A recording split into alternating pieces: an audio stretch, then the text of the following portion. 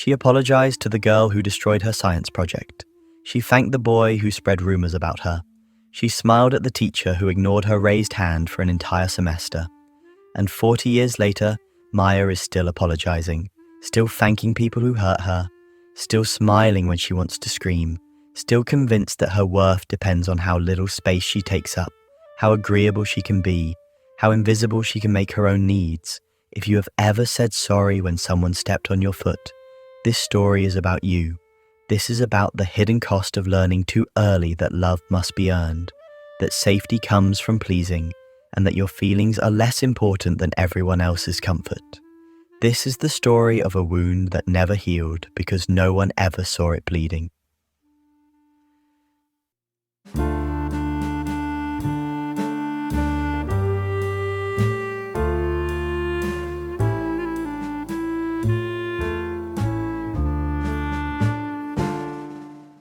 Attachment theory teaches us that children are wired for connection.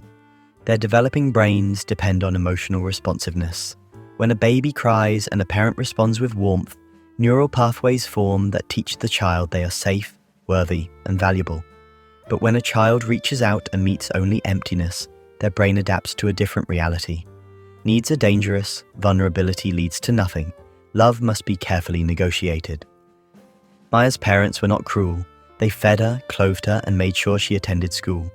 But they were emotionally unavailable, trapped in their own unprocessed pain, unable to see the little girl desperately trying to be noticed.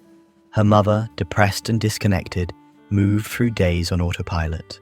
Her father, overwhelmed by work and his own childhood wounds, had learned to shut down his feelings. Neither understood that a child's most fundamental need is not just physical safety, but emotional presence. So Maya developed what trauma specialists call a fawning response. Unlike fight, flight, or freeze, the fawn response is a survival strategy where the threatened person tries to appease and please the source of danger. For Maya, the danger was abandonment, the terror of being completely alone. Her nervous system learned that if she could just be good enough, agreeable enough, invisible enough, maybe she could avoid the pain of total rejection. She became hypervigilant to her parents' moods, adjusting her behavior to keep the fragile peace. She never asked for help with homework because she sensed it would burden her mother. She never complained about feeling sick because her father seemed too tired to care. She swallowed her needs so completely that eventually she forgot she had any at all. Children who grow up yearning for emotional connection carry that hunger with them everywhere. Maya arrived at school like someone wearing an invisible sign. Please tell me I matter. I will do anything to belong. Other children sensed her desperation. They noticed how quickly she agreed to things, how she never defended herself. In the brutal logic of childhood, this kind of vulnerability creates a target. One day in 5th grade, Maya wore a sweater her grandmother had sent her. During lunch, a girl named Jessica looked at it and laughed. "Nice sweater, Maya. Did you steal it from a homeless person?" The table erupted. Maya felt her face burn. But instead of walking away, she heard herself say, "Yeah, I know it's pretty terrible. My grandma has awful taste." She laughed along with them. She participated in her own humiliation. She went home and buried the sweater, never wore it again, never told her grandmother why. This is how the cycle deepens. When faced with a threat, the human nervous systems have 4 primary responses. Fight means confrontation, flight means escape, freeze means shutting down, and fawn means appeasing. Most bullied children default to freeze or fawn, their bodies choosing strategies that worked at home but fail spectacularly at school. The very strategies Maya used to survive emotional neglect, the smiling, the appeasing, the self-erasure, became the exact behaviors that attracted harm. She was trying to protect herself by disappearing, but disappearing only made her more vulnerable. But the real damage was not the bullying itself. It was what happened inside her mind. Between ages 6 and 12, children develop what psychologists call their core beliefs, fundamental assumptions about themselves and the world. For Maya, that belief was devastatingly simple. I am not enough. I must earn my right to exist. This is what researchers call externalized self-worth. Children like Maya locate their worth entirely outside themselves. in other people's reactions. Every smile felt like proof she might be acceptable. Every rejection confirmed her deepest fear. Her entire identity became a performance, constantly adjusted based on the audience. Neuroscience helps us understand why this pattern becomes so entrenched. The developing brain is remarkably plastic, meaning it physically changes and adapts based on repeated experiences. When a child experiences chronic stress from neglect and bullying, their amygdala, the brain's fear center, becomes hyperactive.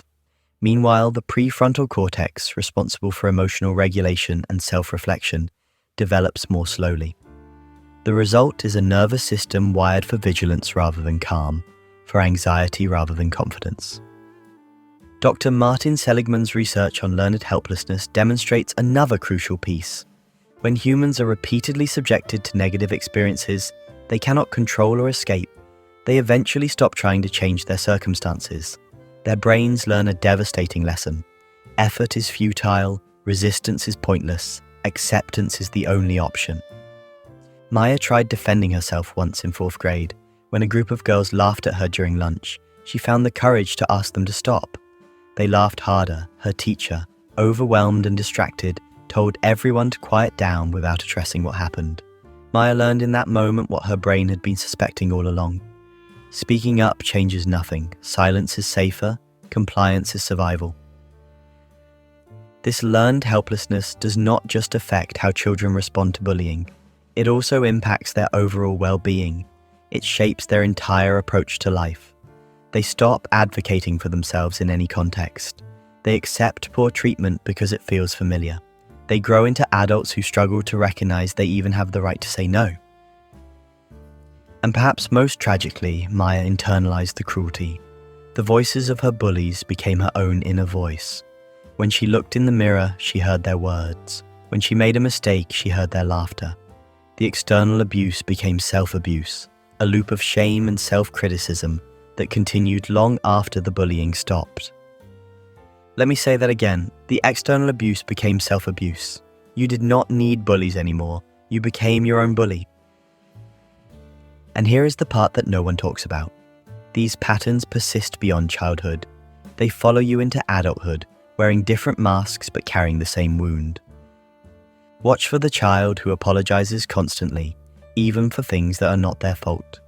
Notice the child who struggles to make decisions, prioritizing the preferences of others. Look for the child who becomes anxious when someone is upset, immediately assuming they are the cause. In adults, these patterns manifest differently, but stem from the same underlying causes. Maybe you find yourself overworking, unable to set boundaries, convinced that your value depends on how much you produce. Perhaps you constantly monitor your partner's mood, shifting to keep them happy, and in the process, lose yourself. Or perhaps you are always the listener in friendships, the one who holds space for everyone else's problems, but never shares your own. Not because you are naturally private, but because some old belief whispers that your needs are burdens, that love is conditional, that you must earn your right to take up space. Here is the question that cuts to the heart of the matter. When was the last time you did something purely because you wanted to, without calculating whether it would please others or maintain their approval? If you cannot easily answer that question, you might still be living out patterns formed when you were too young to understand what was happening. Maya grew up as bullied children do. The playground torment eventually ended. She built what appeared to be a functional life, but inside, the patterns persisted. At work, she became the person who stayed late without complaint. One afternoon, her manager handed her a project she had spent 3 months developing. Someone else's name was on it. "Great work on supporting the team," he said. "This really helped David shine." David had contributed nothing. Maya had done everything. But instead of speaking up, she heard herself say, "Oh, no problem. Happy to help." She walked back to her desk and felt nothing. Not anger, not betrayal, just the familiar weight of believing this was what she deserved. In friendships, she was the eternal supporter. Friends called when they needed something but rarely checked in otherwise. In romantic relationships, the pattern became most painfully visible. She chose partners who were emotionally unavailable, unconsciously recreating the dynamic she knew from childhood. When they were distant, she tried harder. When they were critical, she believed them. Psychologists call this repetition compulsion, the unconscious tendency to recreate unresolved childhood dynamics in adult relationships. It is not masochism. It is the psyche's desperate attempt to finally win a game it lost long ago. If Maya could just make this unavailable partner love her, maybe it would retroactively prove she was always lovable. But repetition without awareness only deepens the wound. The cost of living this way is immense. Constant performance is exhausting. Your nervous system remains activated and vigilant, waiting for the next threat. This chronic stress contributes to anxiety disorders, depression, burnout, and physical illness. Your body keeps the score, as trauma specialist Dr. Bessel van der Kolk teaches us, and the score accumulates in the form of tension, pain, and disconnection from yourself. Maya found herself at 30 feeling hollow despite doing everything right. She was successful by external measures but empty inside. Because success built on the foundation of self-abandonment will always feel counterfeit. You cannot fill the void of neglect with achievement or approval, and performing for others will never teach you who you are when no one is watching.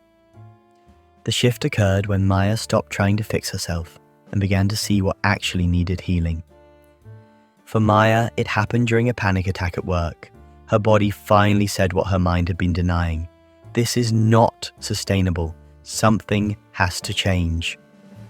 Therapy helped her understand that the people-pleasing part was not her whole self, but a protective strategy developed by a scared child. Through guided visualizations, she learned to speak to her younger self, offering the comfort that the little girl had never received. This is called reprinting, becoming the loving caregiver you needed for yourself. This looked like simple but profound practices. When Maya felt the urge to apologize unnecessarily, she paused and asked herself what that scared part needed.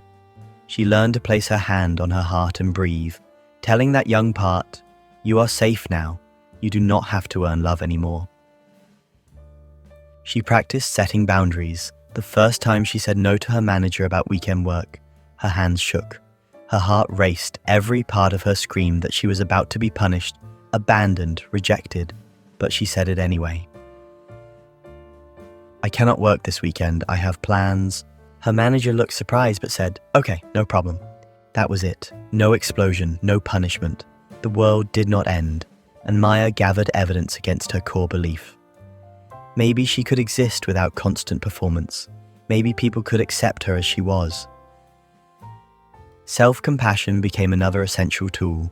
Maya learned to speak to herself the way she would speak to a friend, with kindness rather than criticism. When she made mistakes, instead of spiraling into shame, she practiced saying, "This is hard. I am doing my best. I am learning." Somatic therapy helped her reconnect with her body, which she had learned to ignore in the service of pleasing others. Through breathwork and body awareness, she began to notice her own needs: hunger, tiredness, discomfort. These were not inconveniences to be pushed through, but information to be honored. The healing was not linear. There were setbacks. Some friends drifted away when she stopped being endlessly available. Some family members resisted her changes, preferring the compliant version they had always known. This part hurt deeply, but it also clarified something crucial. Real love accepts you as you are.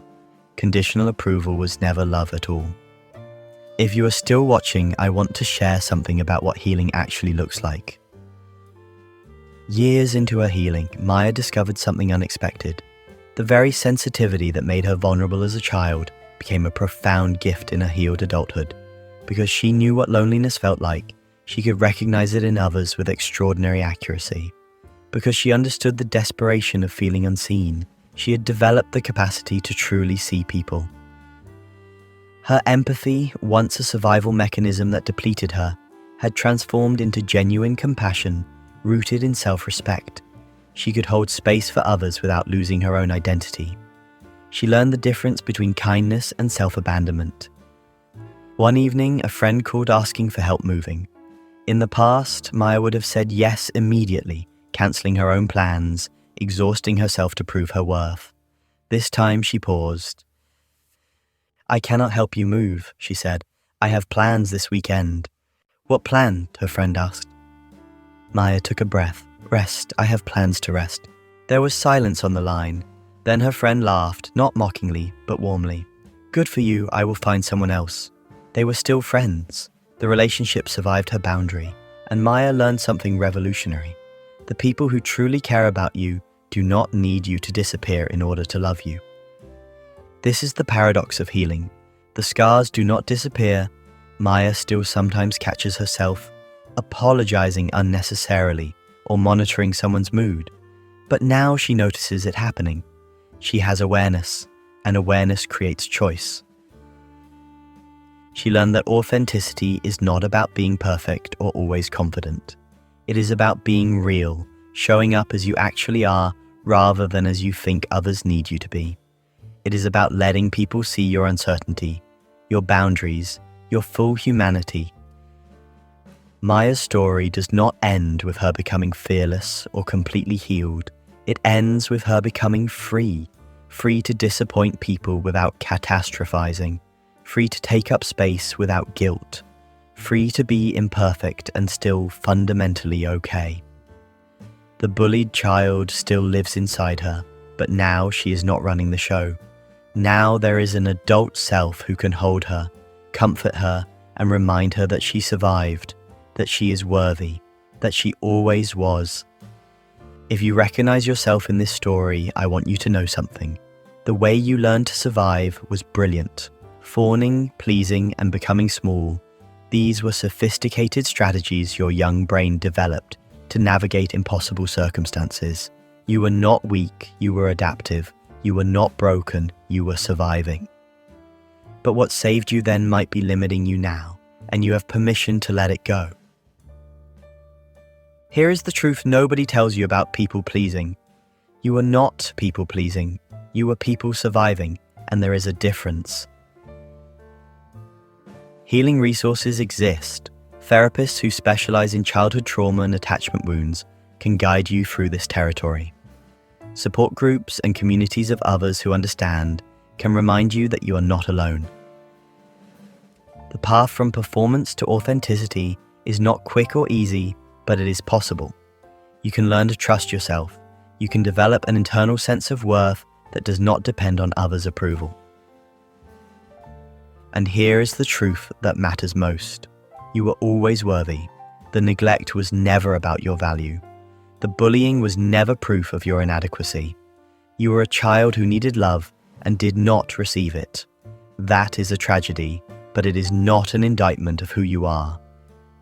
The child who learned to apologize for existing deserves to finally exhale. She deserves to discover who she is when she stops performing, and so do you. You are enough, you always were, and no amount of past rejection can change that fundamental truth.